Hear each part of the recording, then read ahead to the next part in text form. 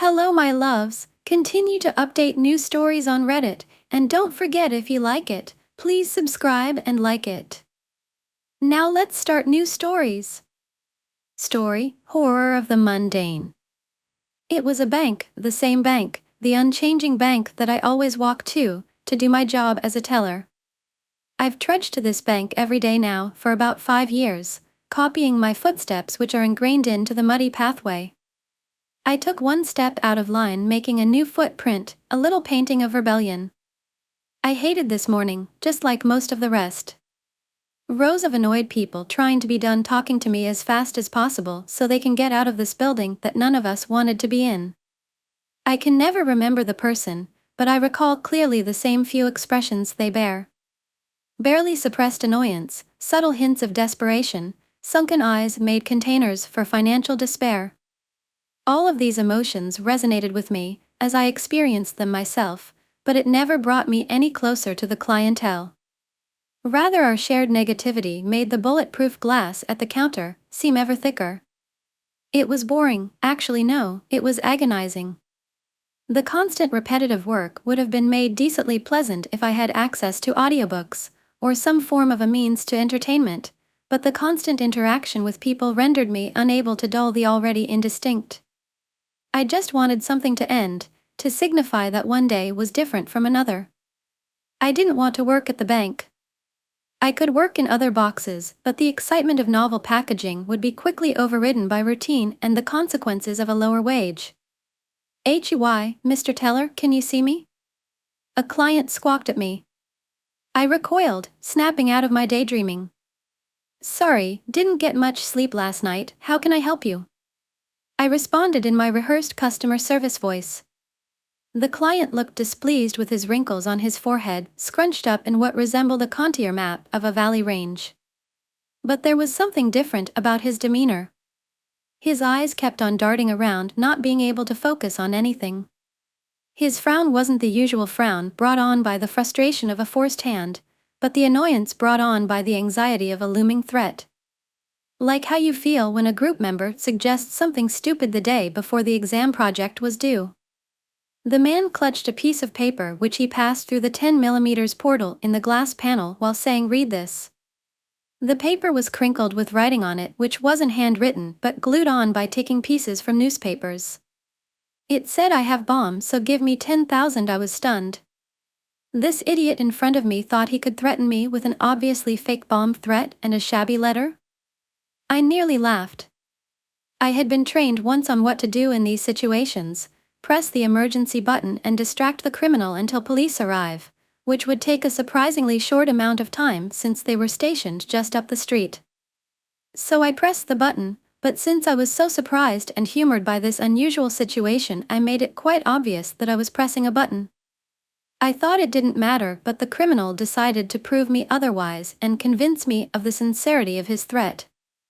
So he threw a pouch from the bag he was holding into a queue the aisle over. The throw was followed by an exhilarating bang, and a small splatter of fresh red blood on the glass in front of me. Through the ringing of my ears, and the shock on my eyes, I saw and heard people start running from the corpse-laden epicenter of new experience in my life. The fear I felt was to die for. People on TV describe events such as these with words like traumatic and horrible, and I'm sure it was for them, but this moment, for me, was my most reaffirming. Naturally, I quit working the bank the week after the event. I got a compensation package, but more importantly, I got on the news with an interview. I felt really guilty for not taking the threat seriously, but I was told that the guy was suicidal and would have detonated the bomb no matter what I did.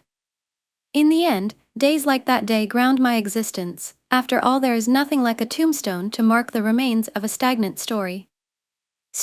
Horror stories. Once upon a time, in a small town shrouded by misty woods, lived two young friends named Gabby and Jake. They were known for their daring adventures and insatiable curiosity. One fateful evening, they stumbled upon an ancient diary hidden in the attic of an abandoned house. Intrigued by the mysterious journal, Gabby and Jake began to read its haunting contents. The diary told a chilling tale of a malevolent spirit that had terrorized the town years ago. The spirit was said to possess its victims, driving them to commit unspeakable acts of violence before claiming their lives. Unnerved but fascinated, Gabby and Jake decided to investigate further. They embarked on a journey to uncover the truth behind the chilling legend. Armed with a flashlight and their unwavering determination, they delved deep into the heart of the woods, where the spirit was rumored to dwell. As they ventured deeper into the darkness, strange things began to happen. Shadows danced eerily between the gnarled trees, and whispers echoed through the still night air. Unseen hands brushed against their skin, and an icy coldness set shivers down their spines. The forest seemed to come alive, breathing with a malevolent energy. Gabby and Jake pressed on, their hearts pounding in their chests. They stumbled upon an old cemetery, overgrown and forgotten.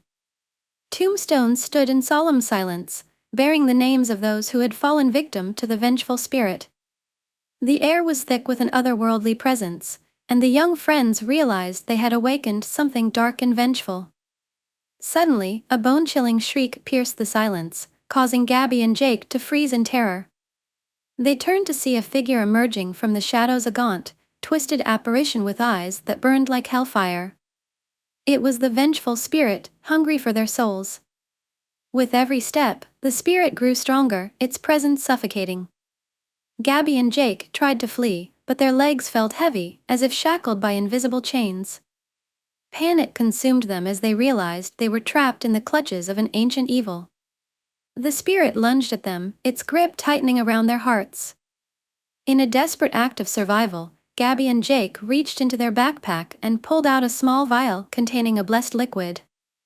They had researched ancient rituals and discovered that the spirit could be banished with this sacred elixir. With trembling hands, they splashed the liquid onto the specter, releasing a blinding light that engulfed the forest. The spirit let out an agonizing scream, dissolving into nothingness. The darkness lifted, and tranquility settled over the once turbulent woods. Exhausted but victorious, Gabby and Jake made their way back home, forever changed by their harrowing encounter. They vowed to keep the ancient diary and its secrets hidden, protecting others from the malevolent spirit's grasp. From that day forward, the tale of Gabby and Jake served as a whispered cautionary tale, a chilling reminder of the dangers that lurk within the shadows, waiting for the curious and the brave to awaken them. Story: Psychological horror. Oh, my head hurts. Where am I? What is going on? When I look around me, is it some small subway station? Yes, it is. But what am I doing here? Why isn't there anybody? And, oh no, I'm running to it, and yes, the exit is in fact walled. I'm scared, start to punch in that wall, but surprisingly nothing happens. Okay, keep your head still, look around you. But the only thing I can see is a light bulb. Slowly drifting from one side to the other. Doing that annoying noise. But there is no wind, how can it be moving? And that noise, it's driving me crazy. No. Keep rational thinking. There is just one way I can go. No exit, 2 of the tracks walled as well. There are 2 options. Left or right? Left or right? There is black darkness in both of them. I'm scared. What do? I go in the left one. No, I can hear something and run headlessly back. Okay, just breathe. Now I'm going in the right one. Everything seems good so far. Couple steps, couple more with a hand on the wall. I look back and can see just the faintest light. No. I can't go back, I must keep on going forward. Breathe, 1 step, then another one. Good, everything is fine. Don't think about anything, just do 1 more step. And 1 more. Good. I'm falling, I've stumbled over something. No, don't look at that thing, it's not alive, and that's all you need to know. God, did I hear something? No. It's just my brain making up things that are not real. Breathe, you can do it. More steps. Good, your legs are somewhat surer now. You can keep walking. Why is my breathing starting to go faster? Why is that dark so dark? What is that?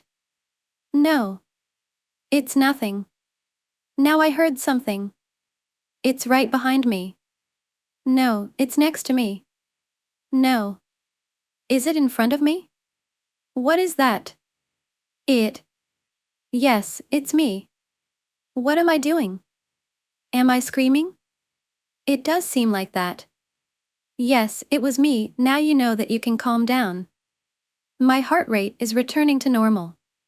I can go on now. One step. Then another. Yes, you're doing great. Now continue. It cannot be much further away. You can do it. You can do everything after all. Think about something positive. But about what? I can't think about anything. Wait a second. Who am I? What is my name? I. I can't remember. I stop. What is going on? How did I get here? And how is it possible I don't even know my name? What was that? Oh, I heard it. It's here, right behind me. Now I'm running. Running for my life. No matter what is in front of me, the only thing that matters is what's behind me. I can't hear it over my own heavy breathing, but I know it's here. It's omnipresent. It's my demon. I'm trying to get away from it, but it's still closer and closer. I can sense it. I'm running faster than anybody else has ever run. I'm flying. But that thing is still behind me. I just know it. If I stop, I die. That's the rule. I know them as well as it knows it. What's that? I see something. Is it some light? No. I must be hallucinating. Now it's gone. But I'm still running as fast as I possibly can. Yes, it is light. In front of me. Even though it is not possible, now I'm running even faster. I can see that blissful glow. I can feel it, I can smell it, I can hear it. I'm almost there. What? No. I fell. I must get up, that thing is getting closer and closer every second. But I can't. I can see that shine. But I look back and there it is. The darkness. The pure evil darkness. And the demon. Shining red eyes, hunting eyes, hungry eyes. Now it's the end. I know it, I can't fight back. I simply can't. Yes, it's moving closer. I turn my head towards that glow, towards heaven, but deep down I know what's coming for me. Hell, nothing more, nothing less. The hell. I wake up, screaming. What was that? It was so real.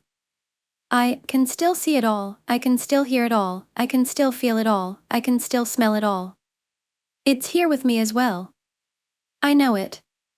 It was a dream. But it was also a reality. I stand up and go open that window. I need fresh air. I need some fresh air to get myself together. Okay, it was nothing. I'm good. Yes, now with the air floating around me I feel just fine. And now what? Should I go back to sleep? Yes, I should, just a couple more seconds in this chill fresh air. In this fresh air. And now, what? Back to sleep. Yes. I make that step. But what? It is not towards the bed. I want to go to bed. Another step. Wait a second.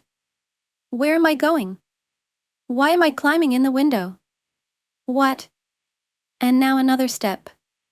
And nothing else, there is nowhere to make another step. There will be no more steps for me anymore.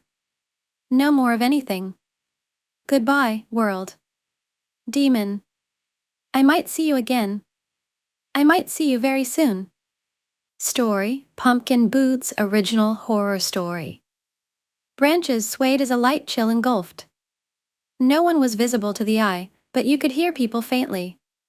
It was Halloween night, and most were out having fun, except For 24-year-old Sarah Linnick, she sat within the confines of the bus stop shelter, which resided on a short rural road. She had just finished her 8-hour shift at the local petrol station, a mile's walk from the bus stop. Sarah's brunette hair flickered gently, her left foot tapped repeatedly. The bus was 5 minutes late. She glanced down at her phone, 9:05 p.m. She sighed, rolling her big brown eyes.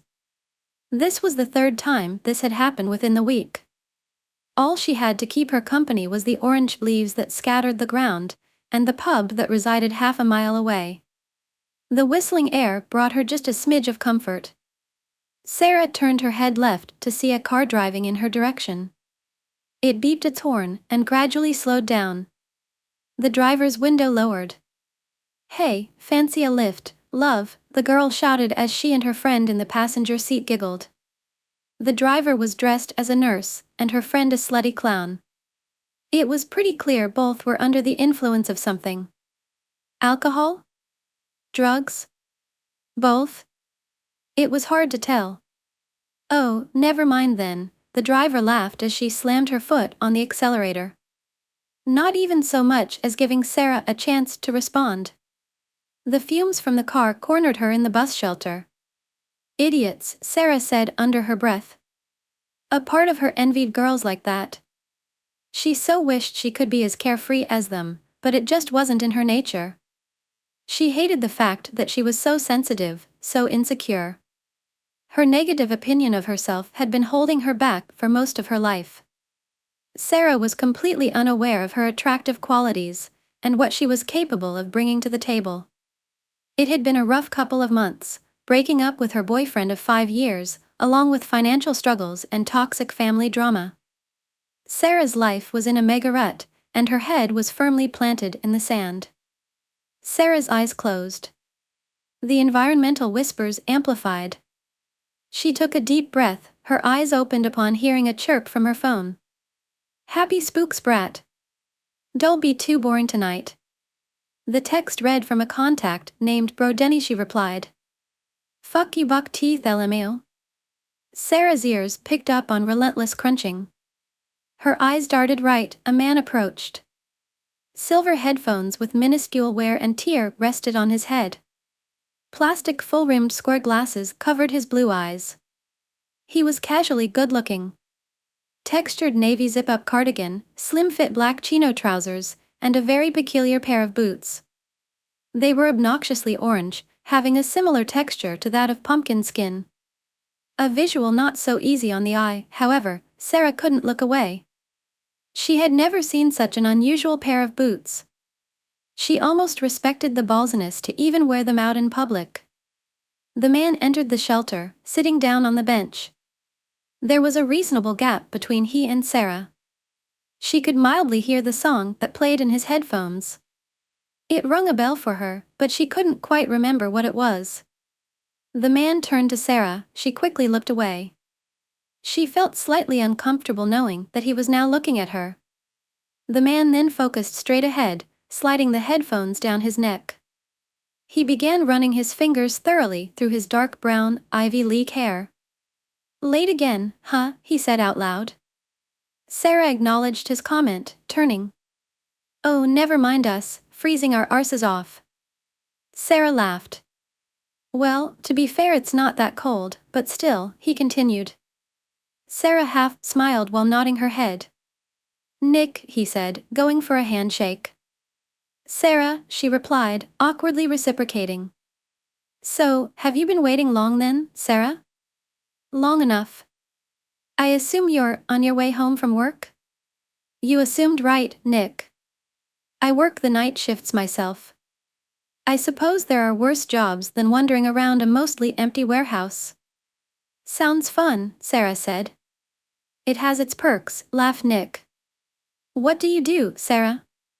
Just as she was about to answer, they were both distracted by 2 men wearing matching demonic skull masks, driving motorbikes.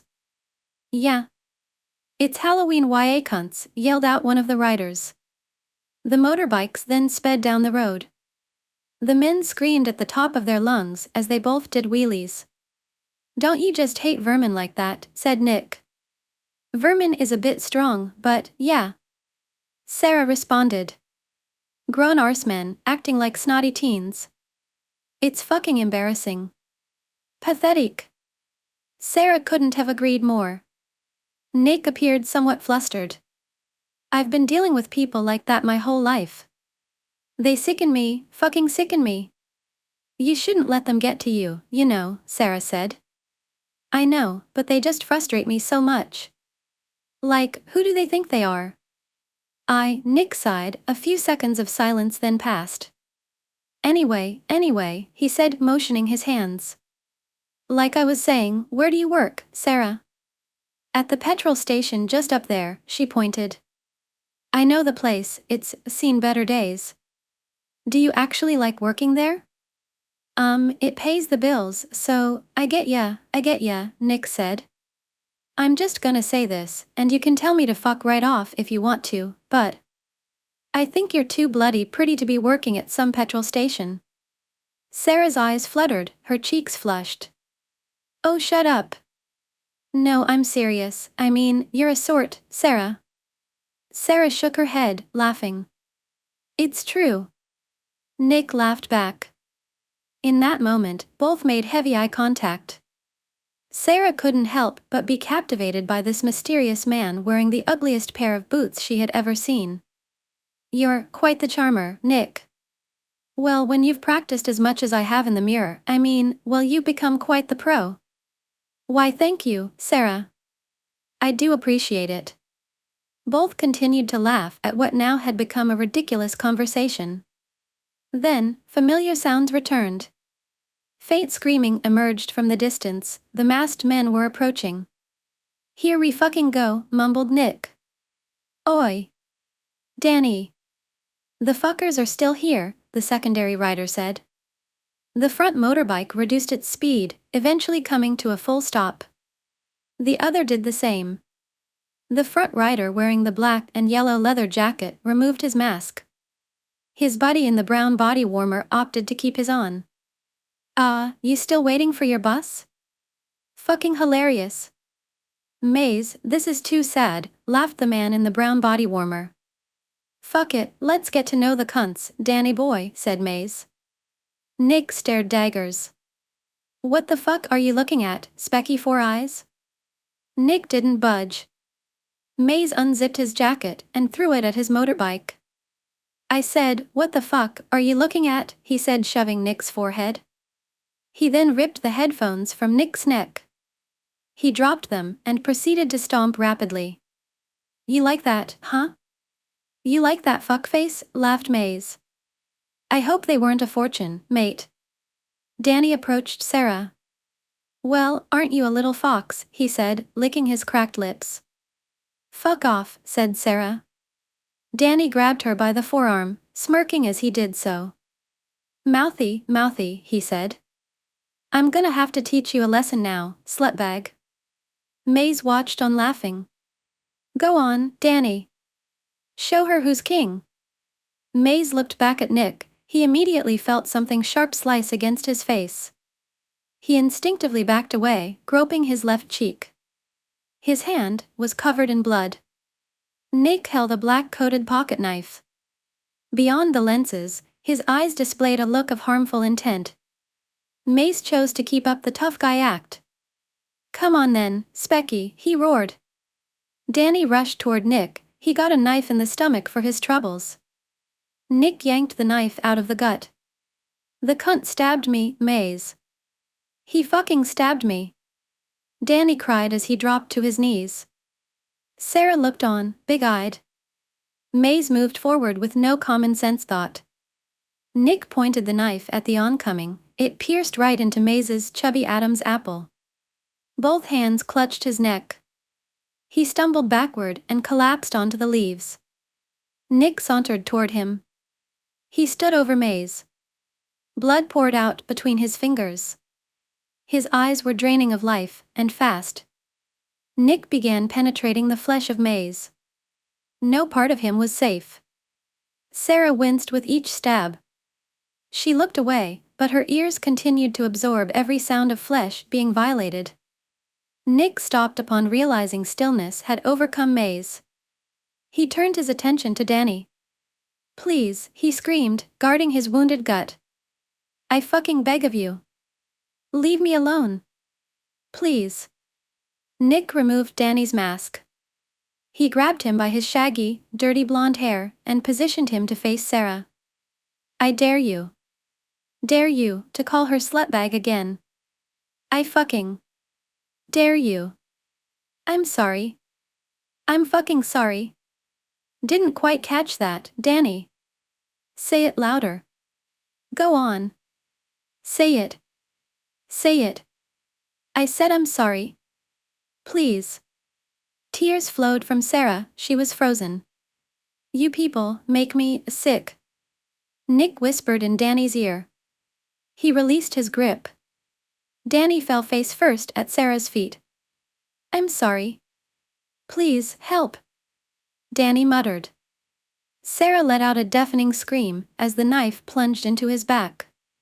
Nick's face was beaming. Sarah's body shivered at the sounds of Danny's cries. His vocal performance getting weaker and weaker.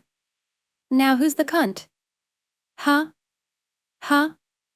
Tell me, who's the fucking cunt, Danny boy, screamed Nick. The knife entered Danny's back again, and again, and again. Mercy didn't linger anywhere near here. Nick grabbed him by the hair and propped him up to face Sarah once more. The blade found its way in front of Danny's throat. It pressed itself against the skin. His eyes vibrated weakly. Please, please, said Danny in a barely passable voice, then, slice. Danny gasped, he shook, but then he collapsed once again at Sarah's feet. Nick turned his head.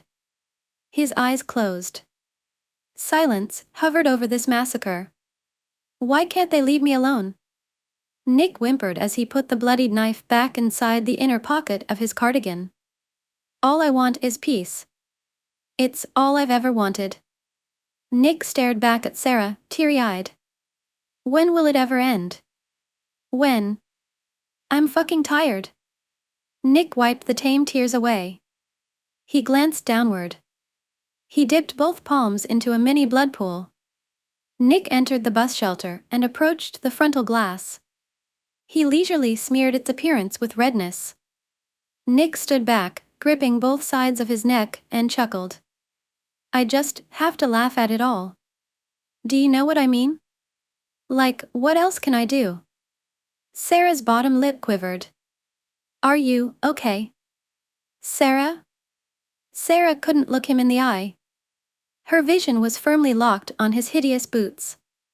I understand, I really do, Nick said. People like you and me were just meant to suffer. It's not fucking fair. Nothing about it is fair, but that's just the way it is, I suppose. He tittered. That's just the way it is. Story, the sick batar. I hear the laughter as I enter the building. It's as if the sick bastard wants me to know exactly where he is. That's fine, I'm coming for him. I've been on his trail for a week. Combing through these rundown steel mills, docks, and shipyards. This will be the 10th kid. The last, if I have anything to say about it. Once upon a time, the mild-mannered Adrian Opsted was a janitor at the illustrious Eden City Museum of History, cleaning up in the wake of tour after tour. Standing guard over the trash receptacles as a sentinel of cleanliness, now he takes and kills children. Pretty far from the mop and bucket, aren't we, Adrian? I raise my 1911, pointing it directly into the darkness. I can only imagine all the twisted steel and cold furnaces that surround me. I move around quickly, trying to keep my lumbering form from bumping into loose metal. He's gonna be surprised when he sees my mug. I pass an old sink with a broken mirror hanging above it. What I can make of myself isn't pretty. Dark brown hair cut short, revealing a face that was stitched back together by some of the finest medics the good OL could provide. It's a face even my mother couldn't love. She was repulsed when I came back from the war. I look on the outside how I feel on the inside. Scarred and burned, thanks to Nazi mortar fire. He's making this game of hide and seek easy. The amount of noise he's making could wake the dead. I even see light flickering from a room down the hallway to my right. I waste no time and rush in. The scene before me is straight out of a nightmare. The heat of the candles hits my face as I enter. Adrian kneels in a cloud of green mist before a mass of wriggling flesh and limbs. Giant eyes lock onto mine, and I fall against the door jamb. Head spinning, the only thing I manage to spurt out is a question: what kind of hell could spawn such a thing? I'm back in Bastome. The vast dark forest covered in white snow, a contrast like good and evil. The blistering cold wind goes through me right before soul-shattering thunder erupts from my left. We're being shelled by the Krauts. I get lucky when the smoke clears. I'm okay. The same can't be said for Sergeant Mott, who was in the foxhole next to me only seconds ago. I think I can make out a portion of his head and shoulder hanging from a tree directly behind me. I keep my head down and pray to the Almighty. I feel something scrapping at my boots. I open my eyes and peer deeper into my foxhole. Then I see it, the rows of teeth, all white, jagged, and cracked. I realize then I'm in more danger than I could possibly imagine, as I'm swallowed up kicking and screaming into this maw. I feel my flesh being torn by razor-sharp fangs. I hear the popping sound of my legs being ripped from my pelvis over my own screams. My last sight before it goes dark is what is left of Sergeant Mott looking at me with those glazed dead eyes. From what is left of his jaw, I can make out a grin. It's only after the pain and a flash of light through my brain do I come to. My Vicen steadies, I focus on what's in front of me.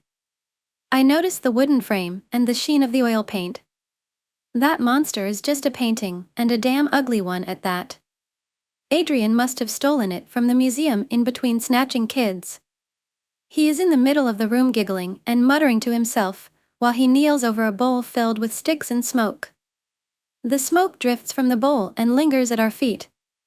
I speak slowly and clearly so this crazy son of a bitch can understand. I will not be repeating myself with this psycho. Rise to your feet, then turn and face me, Adrian. He does just that.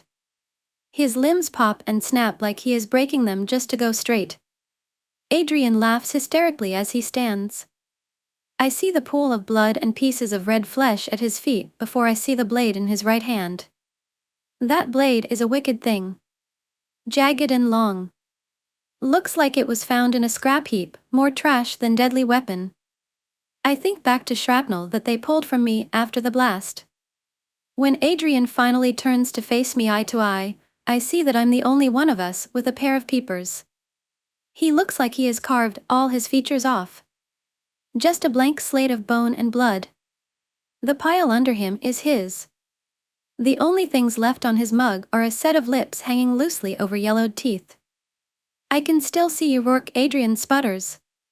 How the hell do you even know who I am? My God gave me that little tidbit. Isn't she lovely, Rourke? Adrian starts to sway and points his jagged blade back to the painting.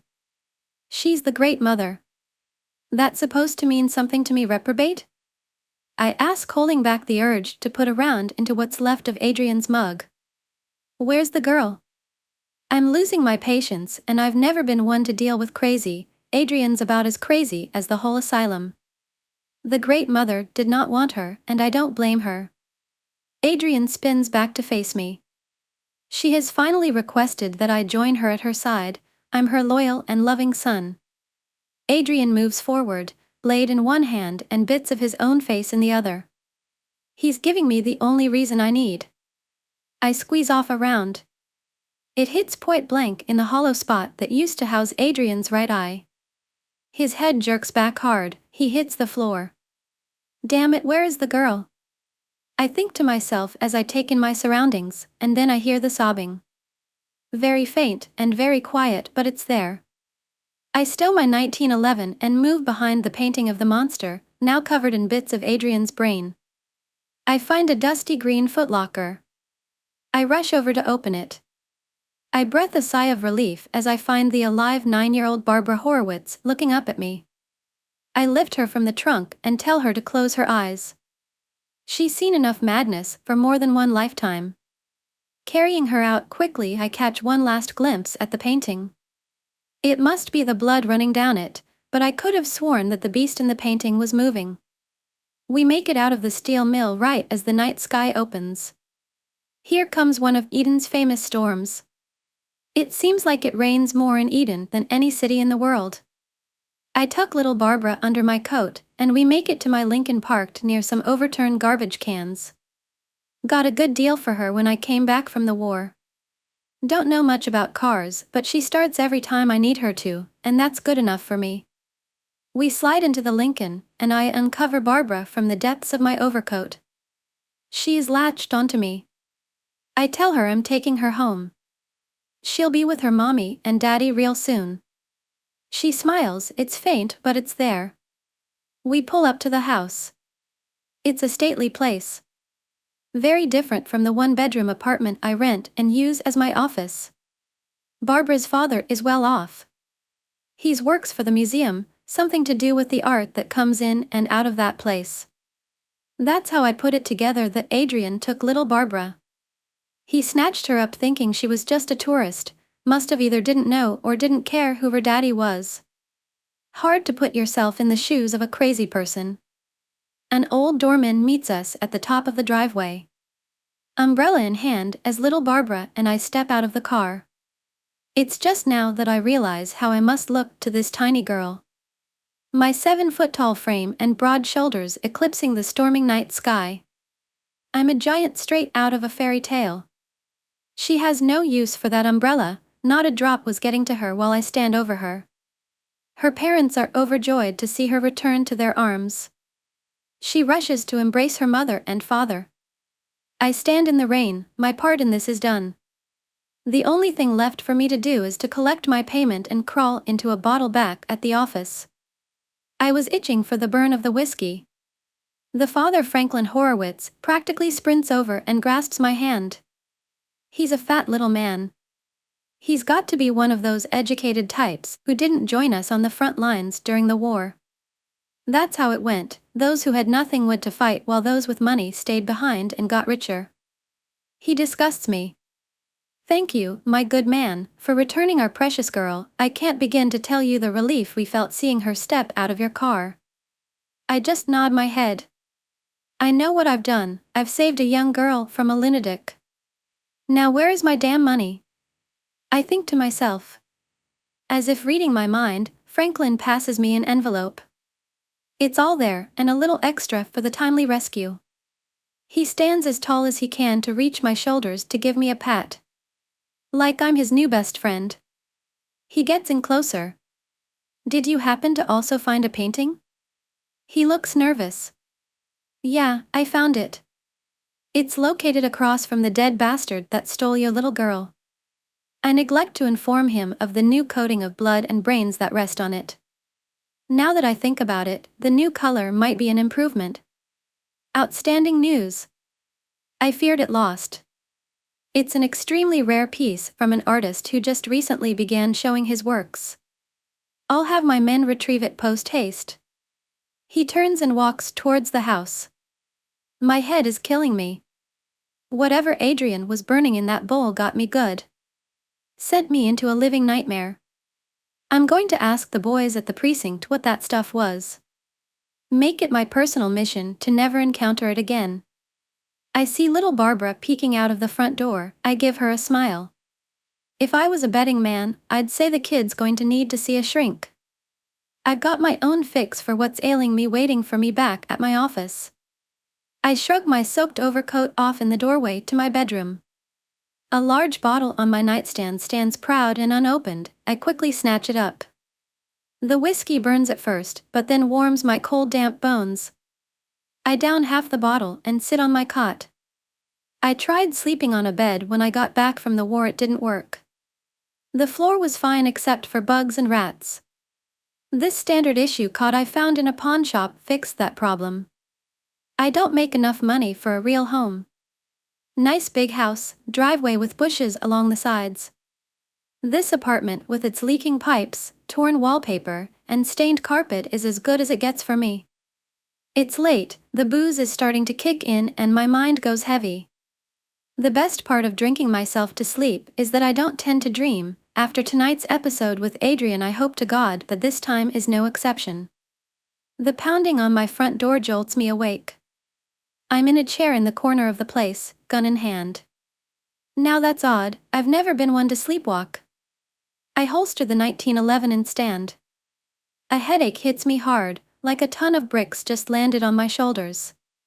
I stumble to the sink and loudly expel the contents in my stomach. Black bile fills the bottom of my sink. More pounding on the door, some asshole really wants my attention. Or a right cross to the jaw. I'm coming, you prick. I'm really showing off those manners Mama Rourke instilled into her little boy. I swing the door open to find 2 uniforms staring at me. What can I do for you officers this fine morning? I wipe a little of the black from the side of my mouth. I must look presentable when in company. It's 1 in the afternoon, Rourke. The officer on the left says. I recognize him immediately. Officer Owens, if you wanted to speak to me, you could have called. I have a phone. I turn back into my office and realize it's a mess. My desk is turned over, and papers are all over the floor. I think I have a phone somewhere. The officers look less than pleased to be here. Owens speaks up.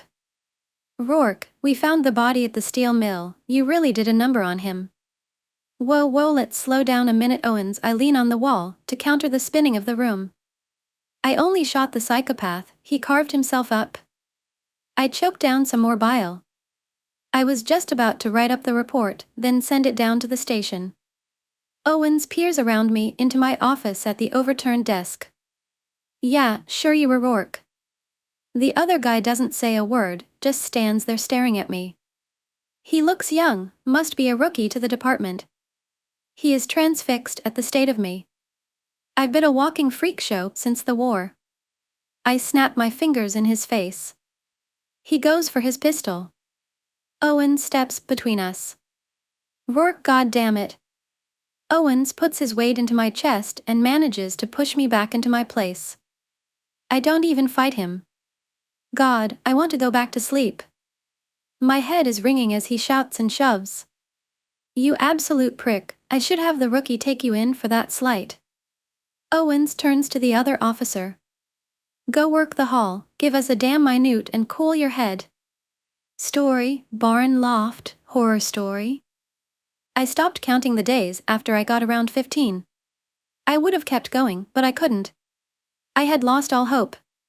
We stopped wondering if jumping down to escape was an option after watching 2 boys try to make a break for it. They injured their legs so bad, they couldn't get up, and we watched him drag them away from our sight. We didn't see them again.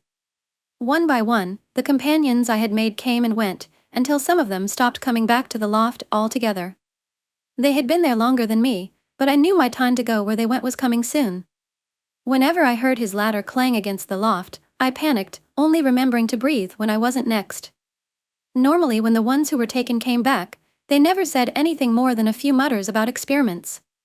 They stayed like that, unmoving, barely talking, until they were taken down again. One girl was able to tell a bit more about what had happened. He would take them into a room that looked almost like one at a hospital, strap them down onto a table, and put an IV into their veins, which coursed an unknown substance into them. He said it would change them. There was more she wasn't telling us, and I couldn't tell if she'd stopped talking because she couldn't remember or just didn't want to relive it. We never knew his motive until it was evident that a couple who had come back had noticeably changed. The look in their eyes was wilder, they moved in awkward, jerky movements, they weren't human anymore. The rest of us stayed far away from them for as long as we could, unsure of the better option, becoming them or disappearing forever. We didn't have a choice, but the thought of one or the other was almost as terrifying as our situation. It wasn't hard to pick up on his schedule. He might have been mad, but he was methodical. The plan was to wait for him to leave with his tray of tools, none of which I recognized. He always took a long time to clean them. We didn't know exactly where that was, only that it was outside the barn. I didn't know whether to be anxious or flattered that he took the time to clean them up before using them on his next experiment. After he had left with the tray, we were to crawl out the hole in the wall where multiple kids had unknowingly teamed up to tear away at the old boards of the wall when he wasn't there. It wasn't very noticeable on the inside, because we'd just put the boards in front of the hole and hide it. Even though he kept us in a loft, making it so we couldn't jump down on the inside, the outside proved to be easier. Through the hole, we were able to see a small roof right there that we would be able to get on to use to get onto the ground. I wasn't as optimistic as everyone else. I had almost started to look forward to my turn with him and wanted to know what would happen. I was still terrified of him, though. I saw what the stuff did in the IV did to the others before they were killed or turned into a mutant. It wasn't something to look forward to, but what else was I supposed to hope for when escape hadn't been an option? When the time came to execute our plan, I may have actually felt a twinge of optimism, though I found myself saying it wasn't going to work. But, after all that time of being here, watching everyone around me disappear, maybe I was finally getting out. We uncovered the hole and the first person went through. Everything was going as well as it could. Until that first person on the outside fell through the roof we were supposed to get on. In a panic, someone else went out, too, maybe to see if it was possible to avoid falling through as well. They didn't and managed to lower themselves enough to safely jump onto the ground. This gave the rest of us hope. However, the crash of someone falling through the roof had not gone unnoticed. He was back inside now, yelling. I couldn't understand what he was saying, but I didn't need to. I was buzzing with so many thoughts and feelings, my blood turned cold as I realized this may not work. The sound of his footsteps urged us to get on with the next kid's escape. The clang of his ladder caused us to scramble to get through the hole before he could make it up there. I got through and saw the opening in the roof that had been left from the first escapee. It was barely avoidable, but the ones who went out before me had went around it and made it to the ground. I could, too. All I had to do was lower myself onto the ground. Even though they could have already run off, the ones who had made it out first waited, arms open, ready to catch me. It all happened so fast. I was pushed before I could figure out how to get down fast enough without hurting myself. I fell onto the people below me and someone else fell on top of me. It just had to be one of the mutants who had pushed me, now crushing me between them and the people underneath me. We were disoriented, the sunlight was blinding, and the sounds of nature suddenly around us overwhelming. Our limbs were a tangled mess. I couldn't tell my arms and legs from the people I landed on or the mutant kid weighing down on me. I heard words of praise and the mutant's weight lifted from my body. I thought we were free until I saw him. He caught us before anyone could make a move to get up. Story: I am only a mannequin.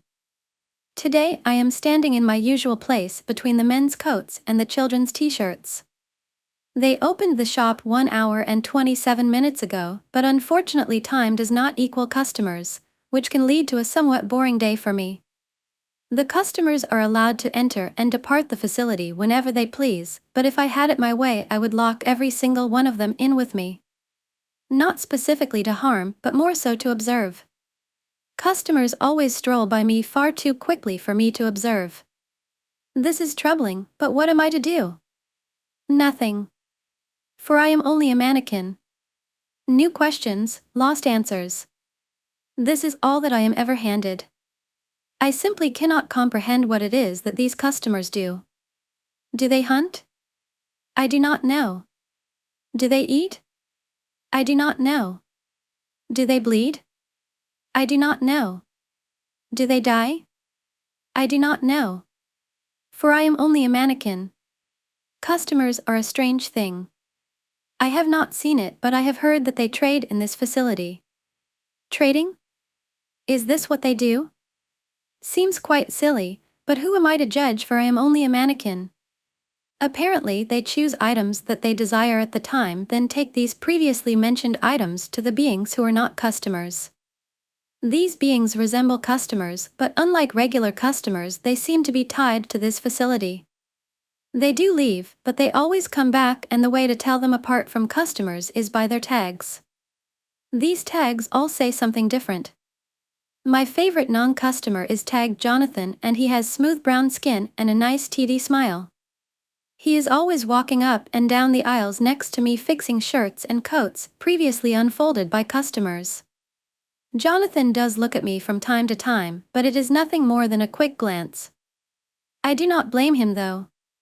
I cannot move nor respond, which would lead to very boring conversations. But what am I to do? For I am only a mannequin. I do not know if Jonathan likes me or not, but it does not matter much to me. All that matters is that Jonathan keeps coming back so that I may observe. Observe. Is this my purpose? Seems quite boring, but maybe a purpose can be boring. Jonathan and the other tagged customers' purpose appears to be rather tedious and dull. Fixing customers' messes and tending to their every need. Pathetic. But I cannot help but feel pity towards them. Some of them, that is. I do not pity the one tagged Zach. Zach has taken me apart and placed me into darkness many times. I do not like it when Zach takes me apart. It doesn't hurt. I just don't like it. I do not like seeing that I am held together by screws. But every time I'm dismantled, I can't help but wonder if Zach is also held together by screws. It would bring me great pleasure to dismantle Zach. I wouldn't even bother putting him back together. But I don't think that customers and tagged customers can be put back together. One time not too long ago, I happened to see a customer missing an arm. I would have offered mine, but, of course, I cannot. For I am just a mannequin. I see various types of customers. Big ones, small ones, sometimes really tall ones. But, according to my observations, this does not matter to the customers as much as one specific thing. What is this thing? It appears to be color. So far the colors I have seen of customer have been various shades of brown and cream. It does not happen often, but on occasion a couple of customers of different color who seem to be unfamiliar with each other will critique each other's character based on said color. This is strange. They are all customers, yet they still attack each other. Why? Do the colors evoke some sort of strong hatred whenever they are seen by a customer of a different color? This cannot be the answer because most of the time the customers get along no matter what color. It makes me feel warm. Not warm like the air conditioning in the facility, but warm like a bad kind of warm. Every time I think about how foolish the customers are, it burns me on the inside. If the customers make all of these clothes that surround me in different colors, then why is it so hard for them to accept customers when they are different colors? It burns me inside, but I like this feeling of warmth. It's somehow comforting to know that these beings can make all of this stuff that surrounds me yet still not be able to come together as one.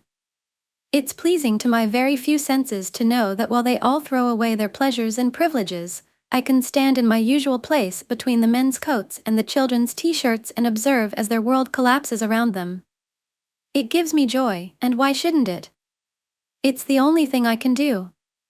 I can only observe. For I am only a mannequin. Story, short horror story. My body is deep in a state of rest. I could not move or hear my thoughts at all because in this state I am frozen. My body is getting all the energy recharge in the world. I don't know how many hours it has been since I go into the state of silence. I know that I rest my body around nighttime, but I don't remember the time that I fall to sleep. It was probably 6 p.m., 7 p.m., or even 8 p.m. Those are the usual time that any person would choose to rest. As my eyes are closed, I can only experience the darkness around me. Honesty, I feel nothing. It is like my body is skipping time and space as I rest. Maybe sleeping is a type of time travel or any other form of manipulating space. In sleep, a person skips time by hours or even days. Sleeping is just a state of rest, but can it be used for experiments for time travel? It is unlikely because it is just a state of being frozen. As my body freezes into the darkness of time, I feel a hand touching me. I could not move or think about what could touch me. I ignore it because probably a bug.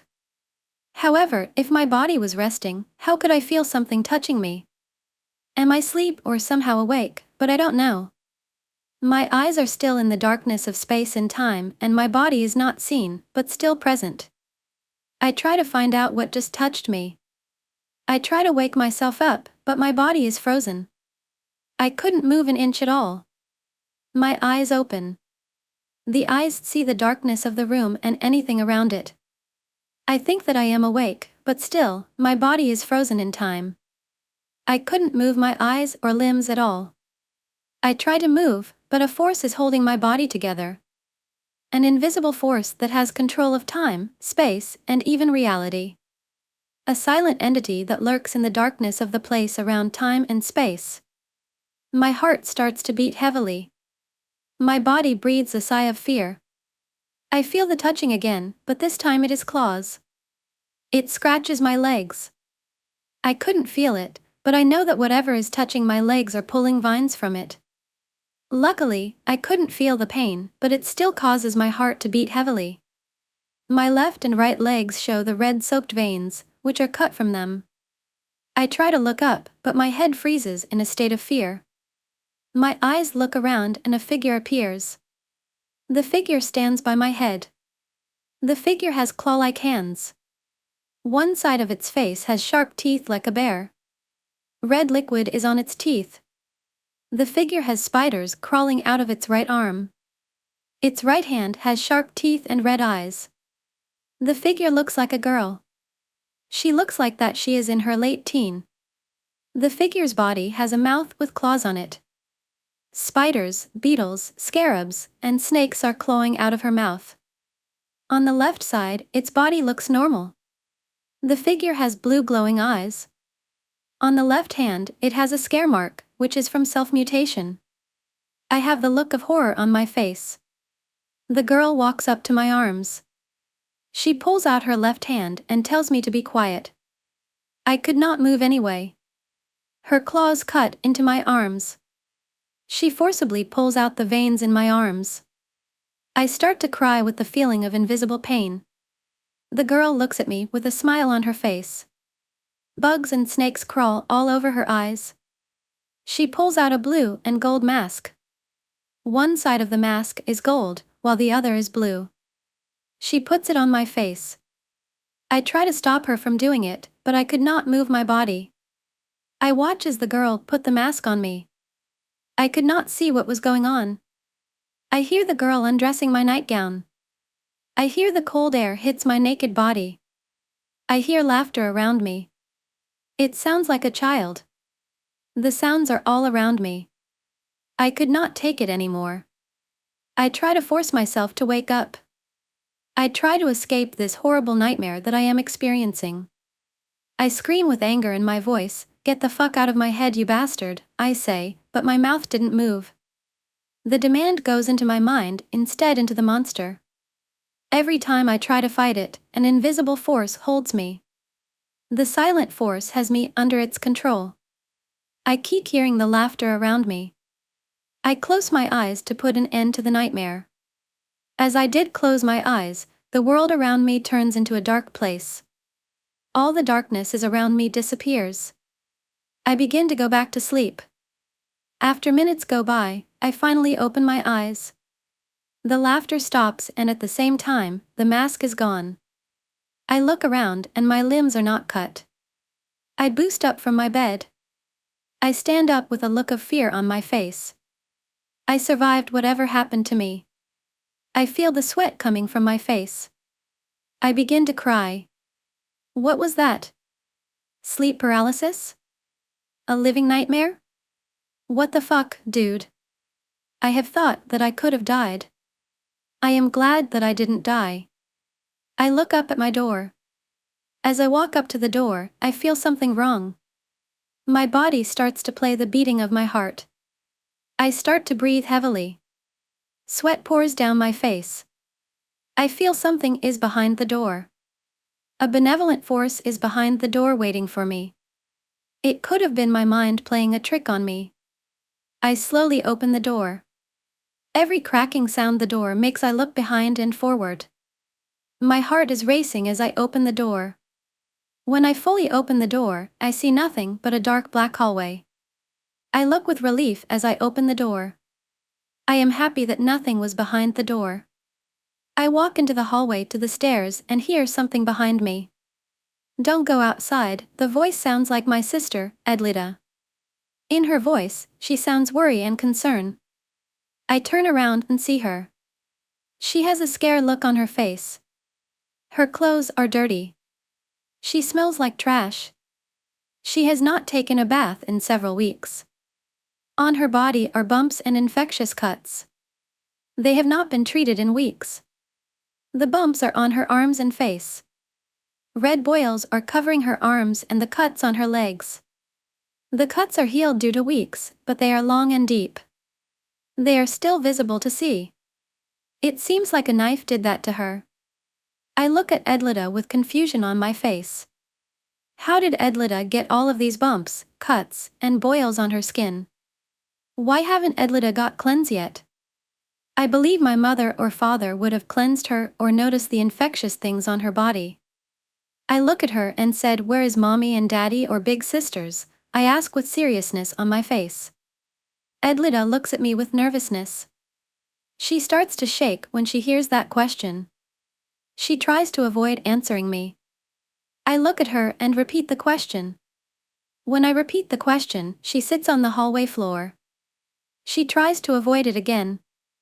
I don't know why she is avoiding the question, but I could sense in her heart something is wrong. All around me that area seems off. I just woke up from a dream where a monster was using me to this questionable setting. The house seems to have this feeling of weirdness. It might be my mind playing a trick on me, but how is Edlita's unclean? She wouldn't be unclean because I know my parents. They would never let Edlita be dirty or smell like trash. I know my parents, where are they? Maybe this is why Edlita is avoiding my question. Something might have happened to my parents. Edlita, please tell me what is going on. I have to know because I need to know what happens to our parents, I say with concern on my face. Edlita seems to freeze as I ask her that question. Her eyes look at me. She points at the door on the left side. It is my parents' room. By it, there is a door to my brother, Alex's room. The reason Bella does not have a room because she moved out a long time ago. I walk toward my parents' door. I stand in front of it. I knock on the door. There is no answer. I knock repeatedly. Every time I knock, there was no one waking up. They are probably in a deep sleep, I think. I look at the clock on the wall. The time says 2 p.m. It seems odd for my parents to be sleeping, as they have never slept at an early time. They would go to sleep at 9 p.m., it could be due to oversleeping, but even that it seems unlikely of them. They wake up at 5 a.m. to get Edlita ready for school. She has to be at school around 7 a.m. I knock one more time. When I did, nothing happens.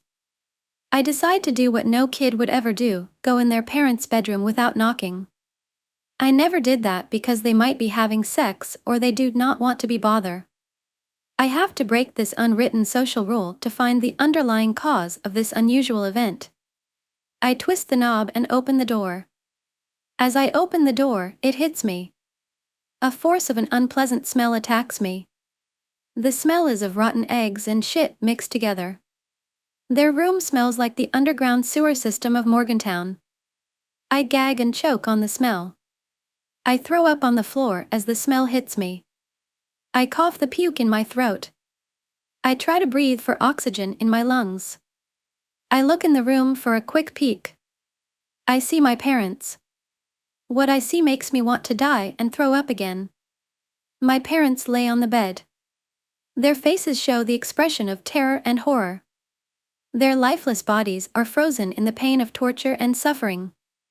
It looks like a person may have enjoyed watching their pain and misery. Flies and maggots cover their bodies. They are eating the inside of their flesh. Maggots cover the eyes of my parents, eating and tearing away from their eye sockets. The flies are doing their jobs, which are producing more maggots for them to survive. I couldn't believe what I am seeing. The flies and maggots are surviving, but my parents are gone. I jump back with my heart beating. I enter my brother's room. I walk in and smell the horrific hellish scent. I look at my brother, Alex. He didn't suffer the same fate as my parents. His eyes are closed and his mouth has no expression. I didn't see that has happened to him, but I did see a pill bottle. I walk into the room. I fight off the scent to try to investigate the pill bottle. I hold my nose to breath. As I am walking into the room, I feel my eyes tearing up. Water comes down as I walk. The reaction of the smell is causing the moisture in my eyes to dry out. They feel like bricks in my eye sockets. I grab the pill bottle. I run out of the room. I yell in pain as my eyes are burning. The stone brick feeling causes my eyes to ignite in pain.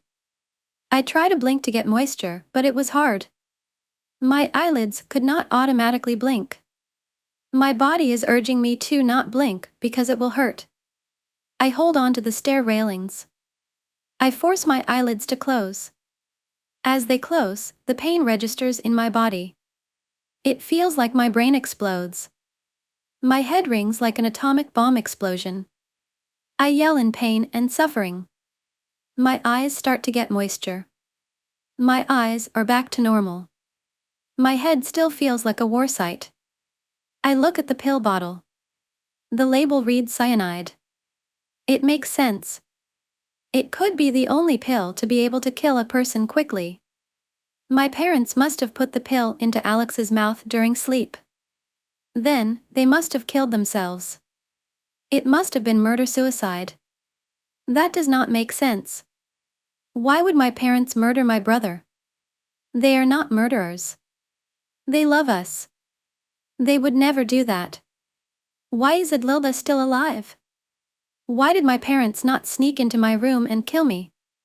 Did my sister survive the killing, or did she murder all of them? My sister would never murder her loved ones. I look at the bodies. I notice something. What I learned from a mystery movie, there has to be a killer. By the look of my parents' faces, they could not be the killers. Someone killed them. My brother, Alex, must have been killed first. The reason I believe he was killed first is due to the layout of the rooms. His room was the first door at the top of the stairs. In addition, if the killer or killers killed my parents first, he or she would alert one of my parents, thus making the killing loud, not quiet. I look at my sister and say, "Who did this? Do you remember?" As I say that, she points toward the radio and looks at it.